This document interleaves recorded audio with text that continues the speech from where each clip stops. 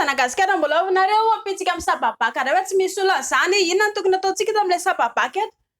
na lehilahy na vehivavy rehefa raikitra ny position-tsika tsy maintsy eo foana le misabaka moa zany miankapobeny vehivavy elahy koa nefa mila misabaka koa elahy indraindray rehefa ohatra ohatran'izay rehefa mate-akafia nareo anankiroa noho izany dia ity tongotra antsika ity tompoko dia mila atao sopla tsara eo aloha nareo anankiroa miaraka mifanotra kely eo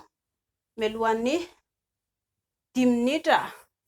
ataovy miakatra kely ohatran'izay foana kely tongotra atao massage kely ohatr'izay dia rehefa mijanona kely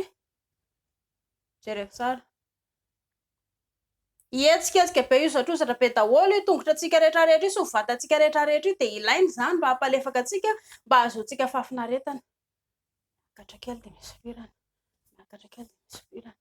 dia amperahana izy anankiroa amperahana hitanareo mianatra manao ohatran'izao ianareo anankiroa rehefa ao an-trano ao ilay roa inona itsy faladia itsy alefaso position tsara tarehy io mba hampalefaka ny vatantsika jereo tsara fa izaho zao manoloanareo dia efa tsapako lasa memafana ako ambon'izay lasa tsapako io memalefaka ny vatako dia rehefa avy atao kely an'izay dia alefa atao tsirairay